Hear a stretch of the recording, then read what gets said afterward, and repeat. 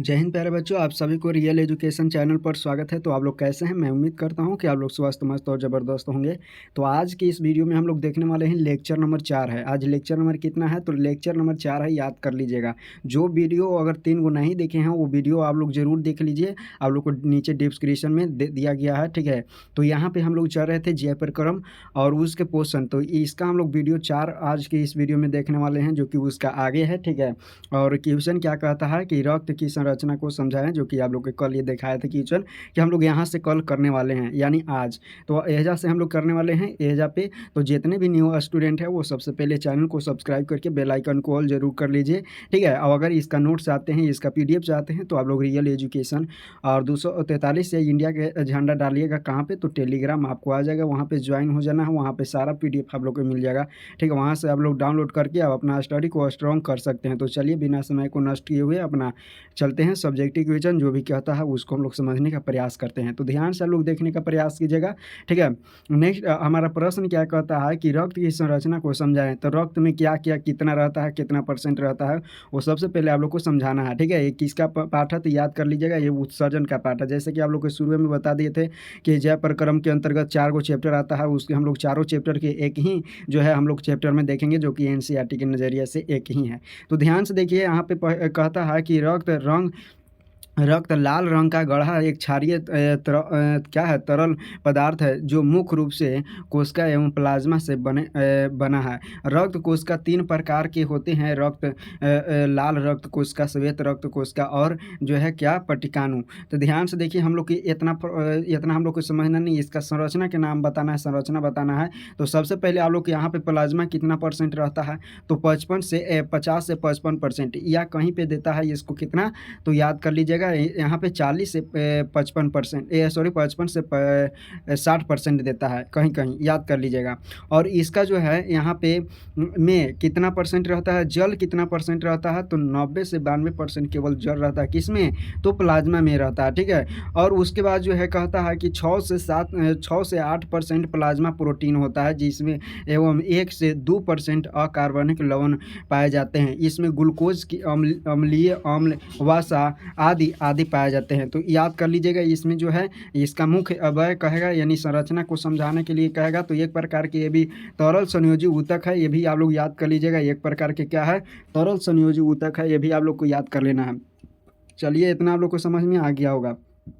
कहता है रक्त लाल रंग का गढ़ा क्षारीय तरल पदार्थ है, जो मुख्य रूप से कोशिका या प्लाज्मा से बना है। रक्त कोशिका 3 प्रकार के होते हैं। पहला है लाल रक्त कोशिका, जिसको हम लोग कहते हैं RBC, श्वेत रक्त कोशिका, जिसको हम लोग कहते हैं WBC, और यहाँ पे पट्टिकाणु कहते हैं, जिसको हम लोग कहते हैं प्लेटलेट्स। तो यहाँ पे जो होता है प्लाज्मा में प्रोटीन जो होता है वो 90 से 92% जो जल होता है। उसके बाद जो है 6 से 8% प्लाज्मा प्रोटीन और 1 से 2% अकार्बनिक लवण पाए जाते हैं। इसमें ग्लूकोज होते हैं, अमोनिया होते हैं और अमोनिक अम्ल होते हैं। उसके बाद वसा पाए जाते हैं, याद कर लीजिएगा। तो ये बिल्कुल आप लोग को समझ में आ गया होगा। चलिए अब हम लोग चलते हैं नेक्स्ट प्रश्न की ओर। नेक्स्ट प्रश्न आप लोग के सामने कहता है कि रक्त पट्टिकाणु की क्या उपयोगिता है। रक्त पट्टिकाणु की क्या उपयोगिता है, इसके बारे में आप लोग को क्या करना है, लिखना है। तो रक्त जो है, रक्त पट्टिकाणु की क्या उपयोगिता है। तो रक्त पट्टिकाणु आप लोग जानते हैं, जिसको हम लोग कहते हैं प्लेटलेट। यह क्या कर देता है, तो रक्त को क्या बना देता है, थक्का बनाने का कार्य करता है। रक्त को थक्का बनाने का मतलब कि कहीं पे अगर कट गया, हाथ पर कट गया, गोड़ या कहीं शरीर में अगर कट जाता है, तो वहाँ पे जो है रक्त धीरे धीरे अगर छोड़ दीजिएगा, रक्त बहते छोड़ दीजिएगा, तो धीरे धीरे अपने आप क्या हो जाता है, बंद हो जाता है। तो वो अपने अपने बंद होता है। इसका कारण क्या है, तो इसका कारण है ये रक्त पट्टिकाणु यानी प्लेटलेट, या जिसको कहते हैं थ्रोम्बोसाइटस, याद कर लीजिएगा। तो इसको कहते हैं, यही जो है रक्त को जमा देता है और रक्त को हमारे शरीर से बहने नहीं देता है। तो याद कर लीजिएगा। देखिए हम लोग किस तरह से लिखेंगे, आप लोग ध्यान से समझने का प्रयास कीजिए। कहता है रक्त पट्टिकाणु सबसे छोटे आकार की रक्त कोशिकाएं हैं। सबसे छोटे प्रकार की क्या है, कोशिकाएं हैं। इसे बिंबाणु या विषाणु, ठीक है, विषाणु या साइटस भी कहते हैं। ये अस्थि मज्जा के जो है मैगा के रियोसाइटस द्वारा निर्मित होते हैं। ये रक्त को को थका बनाने में मदद करते हैं। तो बिल्कुल आप लोग को समझ में आ गया, शुरू में हम समझा दिए, ठीक है। अगर किसी भी तरह से दिक्कत अगर होता है, नहीं समझ में आता है, तो आप लोग एक बार कमेंट में ज़रूर बताइएगा कि हाँ हमको फिर से समझा दीजिए, हमको फिर से समझ में आ जाएगा। अगर दोबारा समझाइएगा तो हमको समझ में आ जाएगा। तो बिल्कुल हम समझा देंगे, ध्यान से देखिए। कहता है कि मृतजीवी पोषण किसे कहते हैं। तो सबसे पहले तो जाना है मृतजीवी पोषण किसके अंतर्गत आता है। तो पर पोषण का एक भाग है, क्या है, पर पोषण का एक क्या है, तो प्रकार है। पर पोषण का एक प्रकार है। पर पोषण 3 प्रकार के होते हैं, जिसमें पहला होता है मृतजीवी पोषण, दूसरा होता है प्राणी संपोषण, तीसरा होता है यहाँ तीसरा होता है परजीवी पोषण। तो ये जो तीनों ही याद कर लीजिएगा, जिसके अंतर्गत आता है यानी पर मृतजीवी पोषण। तो हम लोग किसको कहते हैं ये, तो आप लोग याद रख लेना है कि वैसे जीव जो अपना भोजन क्या करता है, सड़े गले अवशिष्ट पदार्थों से ग्रहण करता है, तो उसे कहते हैं मृतजीवी पोषण। आप समझने का प्रयास कीजिएगा। जैसे आप लोग देखे होंगे ये बरसात के मौसम में जो है सड़ा हुआ, यानी जो आप लोग के जहाँ गंदी चीज़ ज़्यादा है वहाँ पे गोबर छाता जम जाता है। जो वो जो होता है वो क्या होता है, एक प्रकार के कवक होता है, ठीक है। वह जो है उसको हम लोग क्या कहते हैं, उसको मृतजीवी जीव कहते हैं, ठीक है। मृतजीवी जीव क्यों कहते हैं, क्योंकि मृतजीवी पोषण उसमें पाया जाता है। देखिए कहता है कि जीव मृत जंतुओं और पौधों के शरीर से अपना भोजन अपने शरीर की सतह से घुलित कार्बनिक पदार्थों के रूप में अवशोषण करते हैं। यही मृतजीवी पोषण है। मृतजीवी अपना भोजन मुख्यतः तरल अवस्था में अवशोषण द्वारा ग्रहण करते हैं। जंतुओं और पौधों की मृत्यु के पश्चात उनके मृत शरीर को मृतजीवी अपघटित कर देता है। उसको क्या कर देता है, धीरे धीरे जो मृत जीव है जहाँ पे जो सड़े गले पदार्थ है उसको धीरे धीरे क्या कर देता है, अपघटित कर देता है। उसी को अपना पोषण बना लेता है, यानी अपना भोजन बना लेता है, ठीक है ना। पोषण अपना बना लेता है उसी मृतजीवी से। अर्थात सड़े गले उनके मूल तत्वों के बदल देता है। ऐसे मूल तत्व पुनः मिट्टी में प्रतिस्थापित हो जाते हैं और उत्पन्न गैस वातावरण में मिल जाते हैं। इन तत्वों को फिर से हरे पौधों मिट्टी से ग्रहण कर अपने उपयोग में क्या करते हैं, लाते हैं। यही चक्र जो है पृथ्वी में निरंतर चलते रहते हैं। यही चक्र क्या रहता है, पृथ्वी में नियंत्रण चलते रहते हैं। तो इसको हम लोग क्या कह देते हैं, मृतजीवी पोषण। बिल्कुल आप लोग को समझ में आ गया होगा। चलिए नेक्स्ट प्रश्न आप लोग के सामने कहता है कि जीव के अनुरक्षण के लिए आप किन प्रकर्मों को आवश्यक मानेंगे, यानी जीवों को जीवित रहने के लिए, ठीक है। सभी जीवों को जीने के लिए अनुरक्षण करना बहुत जरूरी है। अनुरक्षण मतलब कि उसके अंदर क्रिया होना जरूरी है, ठीक है। अनुरक्षण करने का मतलब कि क्रिया उसके अंदर होना जरूरी है। तो आप लोग किन किन आवश्यकताओं को मानेंगे कि हाँ अनुरक्षण के लिए आप किन किन प्रकर्मों की आवश्यकता मानेंगे। तो देखिए हम लोग लिखेंगे कैसे, जीवन के अनुरक्षण के लिए यानी जीवन को जीने के लिए, ठीक है, जीवन के जीने के लिए हम निम्नलिखित प्रकर्मों को आवश्यक मानेंगे। निम्नलिखित प्रकर्मों को, जैसे आप लोग को सबसे पहले तो आप लोग को पोषण है ना, पोषण बिल्कुल महत्वपूर्ण है, जो कि पोषण बिना आप लोग के शरीर में ऊर्जा नहीं बनेगा। ऊर्जा यानी प्रथम तो पहले पोषण चाहिए। दूसरा श्वसन से अगर भोजन कर लेते हैं, ठीक है, भोजन कर लेते हैं आप लोग, भोजन कर लेते हैं, पोषण कर लेते हैं, लेकिन उसको तोड़ता कौन है, तो श्वसन तोड़ता है, यानी ऑक्सीजन तोड़ता है। तो ये श्वसन भी करना बहुत जरूरी है। परिवहन, अगर हम लोग खाएंगे तो ये जो जल कौची है ऊर्जा बनेगा, तो उसको ऊर्जा को स्थानांतरित करना भी आवश्यक है, यानी प्रत्येक को इसका तक पहुंचाना भी आवश्यक है। तो परिवहन भी एक प्रकार के बहुत ही महत्वपूर्ण है। अब परिवहन होगा, जैसे हमारे शरीर में ऊर्जा बनेगा और उसके बाद अवशिष्ट पदार्थ बनेगा, तो अवशिष्ट पदार्थों को बाहर निकालने के लिए भी बहुत जरूरी है, यानी जीवन को जीने के लिए। अगर अवशिष्ट पदार्थ नहीं निकलेगा तो वह व्यक्ति जीवित नहीं रहेगा, या कोई भी जीव जंतु हो, ठीक है। तो इन जो देखिए अभी हम लोग लिखेंगे कि इन जो है उत्सर्जन इत्यादि पर इन जैविक प्रकर्मों के अतिरिक्त सभी जीवधारी जनन यानी कहते हैं तो रिप्रोडक्शन, यानी रिप्रोडक्शन मतलब कि अपने जनसंख्या में वृद्धि करना, ठीक है, द्वारा अपने जीव में वृद्धि करते हैं। क्या करते हैं, वृद्धि करते हैं। तो ये क्रिया जीवन के लिए अति आवश्यक है। तो ये भी एक प्रकार के रिप्रोडक्शन, जो कि अगर मान के चलिए कि आप जी रहे हैं और लेकिन आपकी जनसंख्या, आपकी संतान उत्पन्न नहीं हो रहा है, तो यानी जनसंख्या में वृद्धि नहीं हो रहा, तो धीरे धीरे वो बूढ़ा होकर क्या हो जाएगा, मृत हो जाएगा, ठीक है, मृत हो जाएगा जीवन काल, क्योंकि निश्चित होता है हर एक जीव के निश्चित होता है जीवन काल कि इतना आप लोग जी सकते हैं। तो बिल्कुल आप लोग याद कर लीजिएगा, ठीक है, ठीक है। रिप्रोडक्शन द्वारा अपनी जनसंख्या में वृद्धि करना, ये भी एक प्रकार के जीवन जीने के लिए अति आवश्यक है। नेक्स्ट है आप लोग के समझ में, यहाँ पे आप लोग के समझ में आ रहा होगा। नेक्स्ट आप लोग के जो है प्रश्न कहता है कि मछली, यहाँ क्या है, मछली होगा, ठीक है। मछली, मच्छर, केचुआ आदि और मनुष्य के मुख्य श्वसन अंगों को नाम लिखना है। तो आप लोग को बताना है कि जो है मछली के श्वसन अंग क्या होता है, मच्छर के श्वसन अंग क्या होता है, केंचुआ का जिसको हम लोग चेरा कहते हैं, ठीक है, किसानों का मित्र कहते हैं। तो केंचुआ का क्या कहते हैं किसानों के मित्र कहते हैं। तो इसका श्वसन अंग क्या होगा। उसके बाद मनुष्य, तो यहाँ पे चारों के बताना है। सबसे पहले मनुष्य का जो है मछली में मुख्य श्वसन अंग जो है क्या होता है, गिल्स, यानी जिसको हम लोग हिंदी में कहते हैं फ्लोम। क्या कहते हैं, फ्लोम कहते हैं, और इंग्लिश में क्या कहते हैं, गिल्स, ठीक है। गिल यहाँ पे लिखा हुआ गिल्स कहते हैं, तो याद रख लीजिएगा, ठीक है। यहाँ पे होता है मच्छर में, यहाँ पे समझने का प्रयास कीजिए। मच्छर में मुख्य श्वसन अंग श्वसन नली या ट्रैकिया कहते हैं। और उसके बाद जो है यहाँ पे क्या चीज़, तो यहाँ पे है केंचुआ में मुख्य श्वसन अंग क्या होता है, त्वचा होता है। वह त्वचा के अंदर त्वचा से अपना जो है अपने अंदर शरीर के अंदर क्या करते हैं, ऑक्सीजन को ग्रहण करते हैं। और जबकि मनुष्य के अंतर्गत क्या, मनुष्य में क्या होता है, तो फेफड़ा होता है। मनुष्य फेफड़ा के द्वारा ही श्वसन करते हैं, है ना। जिस व्यक्ति के अगर फेफड़ा अगर काम नहीं करता है तो उसमें देखते हैं अगर क्या हो जाता है, तो ऑक्सीजन लगाया जाता है। अगर फेफड़ा किसी तरह से खराब हो जाता है तो उसमें ऑक्सीजन लगाया जाता है, ठीक है। तो ये भी आप लोग के समझ में आ गया होगा कि कौन कौन से, पहले हम लोग बताएं क्या, गिल्स, पहले क्या बताएं, गिल्स। मछली किस में, तो गिल्स में।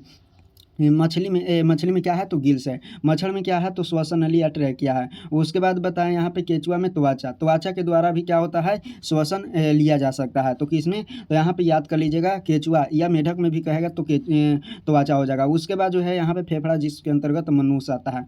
नेक्स्ट प्रश्न आप लोग के सामने यहाँ पे कहता है प्रकाश संश्लेषण के लिए आवश्यक कच्ची सामग्री पौधे कहाँ से प्राप्त करते हैं। तो देखिए जो कच्ची सामग्री जैसे कि क्लोरोफिल हो गया, कार्बन डाइऑक्साइड हो गया, है ना, और उसके बाद जो है जल हो गया, ये सारे चीज़ कहाँ से प्राप्त करते हैं इसके बारे में आप लोग को बताना है, ये झलक वर्णन करना है। ये बिल्कुल महत्वपूर्ण क्वेश्चन है, आप लोग के पूछने जाने की संभावना बहुत ज़्यादा है, यानी वेरी इंपॉर्टेंट आप लोग के ये क्वेश्चन मान लीजिए, ठीक है, याद कर लीजिएगा। ये क्वेश्चन पूछने जाने की बहुत ज़्यादा संभावना है। तो सबसे पहले याद कर लीजिएगा प्रकाश संश्लेषण के लिए पौधे कच्ची सामग्री निम्नलिखित जगहों से प्राप्त करते हैं। निम्नलिखित जगहों से मतलब कि आप लोग को ध्यान से देखिएगा, कार्बन डाइऑक्साइड, पहले कार्बन डाइऑक्साइड कहाँ से प्राप्त करते हैं, तो यह वायुमंडल से प्राप्त करते हैं। कहाँ से वायुमंडल से कहाँ से प्राप्त करते हैं, तो वायुमंडल से। देखिए कैसे प्राप्त करते हैं, तो देखिए पेड़ पौधा में जो होता है, पेड़ पौधा में रंध्र पाया जाता है। क्या पाया जाता है, रंध्र पाया जाता है, और इसी रंध्र के द्वारा कार्बन डाइऑक्साइड को अलग कर लेता है और कार्बन डाइऑक्साइड अपने अंदर ले लेता है। तो ये कहाँ से प्राप्त करता है, तो वायुमंडल से। बिल्कुल आप लोग को याद कर लीजिएगा। जल आप लोग याद कर लीजिएगा कि मूल रोम कोशिका, यानी हमारे पेड़ पौधा के अंदर, पेड़ पौधा के जो जड़ियों में क्या होता है, मूल रोम कोशिका होता है। वह मूल रोम कोशिका क्या करता है, अपना जो है भूमि से पौधे जड़ द्वारा प्राप्त करते हैं, है ना, भूमि से प्राप्त करते हैं। इसी के माध्यम से खनिज लवण भी प्राप्त होता है। नेक्स्ट प्रश्न आप लोग नेक्स्ट इसमें क्वेश्चन क्या कहता है, पर्णहरित ये क्या है, तो ध्यान से देखिए। पर्णहरित जो है उसके पेड़ पौधे में पाया जाता है। यह पेड़ पौधा के कोशिकाओं में स्थित हरित लवक होते हैं। ये पेड़ पौधा यानी प्राकृतिक रूप से कहे तो ये जो है पाया जाता है, और इसी के कारण जो है इससे संबंधित है, यानी इसी के कारण जो है क्या होता है, सूर्य के प्रकाश अवशोषित होता है। अन्यथा अगर जिन पेड़ पौधा में अगर ज़्यादा अगर बूढ़ा हो जाता है, बहुत ज़्यादा अगर जी लेता है, तो उसमें पर्णहरित क्या हो जाता है, समाप्त हो जाता है। और जैसे पर्णहरित समाप्त हो जाता है तो वह सूर्य के प्रकाश को अवशोषित नहीं कर पाता है, और जब सूर्य के प्रकाश को अवशोषित नहीं करेगा तो उसके अंदर ग्लूकोज या स्टार्च नहीं बनेगा, तो वह क्या हो जाता है, सूख जाता है। तो बिल्कुल आप लोग को समझ में आ गया होगा, ठीक है। तो यहाँ पे पर्णहरित यह एक प्रकार के जो है उसी पेड़ पौधा में पाया जाता है, ठीक है। अब देखिए यहाँ पे कहता है सूर्य के प्रकाश, चौथा क्या है, सूर्य के प्रकाश। तो सूर्य के प्रकाश, देखिए सूर्य के प्रकाश में पौधा फोटो ऊर्जा मतलब कहे तो प्रकाश की ऊर्जा कण के रूप में प्राप्त करते हैं। कण के रूप में क्या करते हैं, प्राप्त करते हैं, जो क्लोरोफिल में संचित होकर आवश्यकता अनुसार प्रयोग में लिया जाता है। यानी वो सबसे पहले क्या कर लेता है, क्लोरोफिल अवशोषित कर लेता है, और उसके अंदर जितना भी आवश्यकता होती है वह क्या कर लेता है, जितनी भी आवश्यकता होती है उसको ले लेता है, ठीक है, बाकी को उसको छोड़ देता है। तो ये भी आप लोग को समझ में आ गया होगा बिल्कुल आप लोग को कि कच्चे सामग्री के कहाँ कहाँ से प्राप्त करते हैं। पहला हम लोग देखें कार्बन डाइऑक्साइड जो कि वायुमंडल से, भूमि से क्या प्राप्त करता है, जल, और उसके पेड़ पौधा में हरित लवक रहता है जिसको क्लोरोफिल कहते हैं। और यहाँ पे सूर्य के प्रकाश जो है कि यहाँ पे फोटो ऊर्जा के रूप में वह कणों के रूप में प्राप्त करते हैं, और इसका मुख्य कारण क्या है, क्लोरोफिल। नेक्स्ट प्रश्न आप लोग के सामने जो कि बहुत ही महत्वपूर्ण प्रश्न होने वाला है कि श्वसन के लिए ऑक्सीजन प्राप्त करने की दिशा में एक दिशीय जीव जो है एक जलीय जीव की अपेक्षा स्थलीय जीव की किस प्रकार जो है लाभप्रद है। तो ये क्वेश्चन तो हम कर लिए थे, ठीक है, ये क्वेश्चन कर लिए थे। अगर पीछे वीडियो नहीं देखे हैं तो आप लोग देख लीजिए। ये क्वेश्चन कहता है कि जो है जलीय जीव में सबसे माने कठिन से होता है श्वसन, लेकिन स्थलीय जीव में आसान है यानी लाभप्राय है। तो क्यों है? तो पहले आप लोग को बताए थे कि यहाँ पे कि जो वायुमंडल में ऑक्सीजन रहता है वो वायुमंडलीय दाब के कारण कुछ जो है वो ऑक्सीजन क्या हो जाते हैं, H2O मतलब कहे तो जल में वो अंदर घुल जाते हैं, वही जो है ऑक्सीजन के तो जलीय जीव ग्रहण करते हैं। लेकिन जो है मनुष्य में पर्यावरण में रहने के कारण इसके आवश्यकता से ज़्यादा है ऑक्सीजन, है ना, तो इसलिए इसको कोई किसी भी तरह से दिक्कत नहीं होता है। तो यहाँ पे बिल्कुल आप लोग को समझ में आ गया, आप लोग एक बार पढ़ लीजिएगा, ठीक है। ऐसे हम पीछे की क्लास में करा दिए हैं, पिछले वीडियो में करा दिए हैं। नेक्स्ट है कि पौधों में गैसों का आदान प्रदान कैसे होता है। तो पेड़ पौधों में गैसों का आदान प्रदान कैसे होता है, तो सबसे पहले देखिए गैसों मतलब कहे तो ऑक्सीजन यानी कहे तो यहाँ पे वायु, ठीक है, यानी कार्बन डाइऑक्साइड, ये सारा चीज़ जो है यहाँ पे समझना है। तो पौधों में गैसों का आदान प्रदान विसरण की क्रिया के द्वारा होता है। पेड़ पौधों में पत्तियों पर स्थित रंध्र, पुराने वृक्ष जिसको वात रंध्र, तने की त्वचा, ठीक है, उस पर स्थित वातरंध्र एवं अंतरकोशिकीय स्थलों के द्वारा है। इस क्रिया में पौधे की आवश्यकताओं को एवं पर्यावरणीय अवस्था एवं महत्वपूर्ण योगदान होता है। तो यहाँ पे बिल्कुल आप लोगों को समझ में आ गया कि जो उसके अंदर क्या रहता है, रंध्र रहता है, यानी रंध्र कहाँ रहता है, तो पत्ती में रहता है। और पुराने वृक्ष के क्या होते हैं, छाल यानी त्वचा हम लोग कहते हैं, कड़ी त्वचा। उसके बाद वातरंध्र, पुराने वृक्ष के यानी वातरंध्र, ठीक है। उसके बाद जो है यहाँ पे क्या चीज़, अंतरकोशिकीय स्थल, ये सारे चीज़ से क्या होता है, तो ऑक्सीजन यानी उसके गैसों का आदान प्रदान होता है ना। तो ये भी बिल्कुल आप लोगों को समझ में आ गया होगा। नेक्स्ट प्रश्न आप लोग के सामने यहाँ पे क्या कहता है, ध्यान से आप लोग समझने का प्रयास कीजिए। ये पाचन यानी पाचन तंत्र से ये रिलेटेड है कि आमाशय में पाचक रस की क्या भूमिका है। तो ये भी आप लोग को बता दिए हैं, ठीक है, ये भी आप लोग को बता दिए हैं, लेकिन फिर भी आप लोग को समझ में नहीं आया होगा, तो यहाँ पे समझने का प्रयास कीजिएगा। पाचक रस यानी आमाशय में HCl कहे तो हाइड्रोक्लोरिक अम्ल पाया जाता है, जो निष्क्रिय एवं नोजेन को सक्रिय पेप्सिन नामक एंजाइम में क्या कर देता है, बदल देता है। पेप्सिन भोजन के प्रोटीन पर कार्य कर उसे पेप्टोन में क्या कर देता है, में बदल देता है। HCl भोजन के साथ आने वाली बैक्टीरिया को भी क्या कर देता है, नष्ट करता है। इसके अतिरिक्त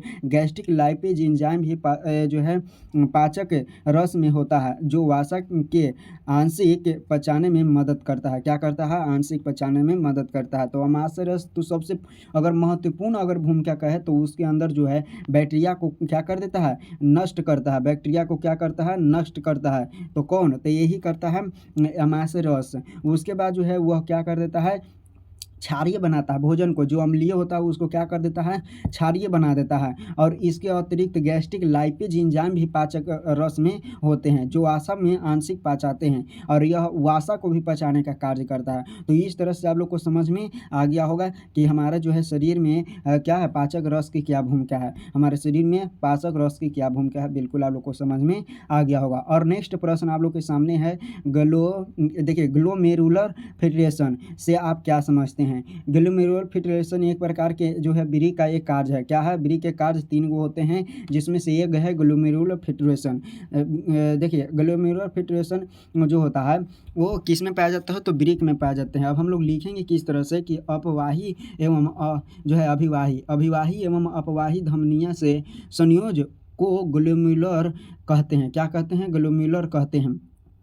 यहाँ पे आप लोग देखते होंगे ये थी किसका संरचना, तो यहाँ पे नेफ्रॉन की, यहाँ पे नेफ्रॉन होता है, इस तरह से नेफ्रॉन होता है। और यहाँ से जो होता है, यहाँ पे ध्यान से देखिएगा, यहाँ पे जो होता है, यहाँ से देखिए ध्यान से देखिएगा, चलिए यहाँ जो होता है इस तरह से आप लोग को मुड़ा हुआ नजर आएगा, तो यहाँ पे रहता है ग्लेम्युलर, क्या रहता है, ग्लेम्युलर रहता है यहाँ पे, ठीक है। तो इसी से कह रहा है कि अपवाही ग्लेम्युलर कहते हैं। अपवाही धमनियाँ का व्यास, यहाँ पे अपवाही धमनियाँ भी रहता है, का व्यास कम हो जाने के कारण ग्लेम्युलर के अंदर रक्त पर दबाव अधिक बढ़ जाता है तथा इस उच्च दबाव पर रक्त के छानने की प्रक्रिया होती है, जिसे हम लोग कहते हैं ग्लेम्युलर फिल्ट्रेशन। और जो है इसको अल्ट्रा फिल्ट्रेशन भी कहते हैं, इसको क्या कहते हैं, अल्ट्रा फिल्ट्रेशन भी कहते हैं। इसके कारण प्रतिदिन जो है 150 से 180 लीटर रक्त का जो है वृक्कीय निस्पंदन होता है, जिसमें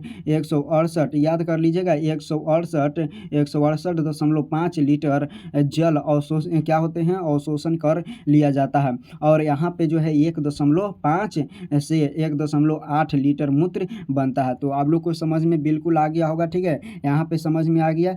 तो देखिएगा यहाँ पे जो है ग्लोमेरुलर फिल्ट्रेशन 3 प्रकार, यहाँ पे ब्री का 3 प्रकार के कार्य होता है। पहला की जो होता है वह मूत्र को क्या कर देता है, ग्लोमेरुलर फिल्ट्रेशन, यानी मूत्र से रक्त को मूत्र से अलग कर देता है। उसके बाद जो है ग्लोमेरुलर फिल्ट्रेशन, यानी फिर उसको ग्लोमेरुलर पुनः अवशोषण, तो यहाँ पे पुनः अवशोषण करता है, जो रक्त होता है उसमें थोड़ा सा और अवशिष्ट रहता है उसको छानने का कार्य करता है। उसके बाद फिर ग्लोमेरुलर उसके बाद पुनः स्रावन, यानी स्रावन कर देता है, फिर रक्त को क्या कर देता है, यहाँ पे मूत्र को क्या कर देता है, हमारे शरीर से बाहर निकाल देता है। तो यही 3 गो कार्य होता है। नेक्स्ट हम लोग वीडियो में करेंगे यहाँ पे विभिन्न प्रकार के समभोजी सजीवों का उल्लेख करना है, तो ये हम लोग नेक्स्ट वीडियो में करेंगे। तो आज के लिए हम लोग इतना ही रखेंगे, तो मिलेंगे नेक्स्ट वीडियो में। बाकी आप लोग अपना राय दीजिएगा कि क्या समझ में आ रहा है। अगर समझ में आ रहा है तो आप लोग लाइक सब्सक्राइब अपने दोस्तों के पास भी शेयर जरूर करिए, ताकि जो है थोड़ा सा आप लोग के अंदर, हम लोग के पढ़ाने के अंदर एनर्जी आए, ठीक है। तो इसलिए आप लोग जो है लाइक कर दीजिए एक बार। जितने भी न्यू स्टूडेंट हैं वो जो है सब्सक्राइब कर दीजिए, ठीक है। न्यू स्टूडेंट है क्या कर दीजिए, सब्सक्राइब कर दीजिए। उसके बाद अपने दोस्तों के भी पास शेयर कर दीजिए, ठीक है। तो ये सारा चीज़ आप लोग कर दीजिए। तो मिलेंगे नेक्स्ट वीडियो में, तब तक के लिए जय हिंद। आप लोग जो है पूरा मन लगाकर मेहनत करते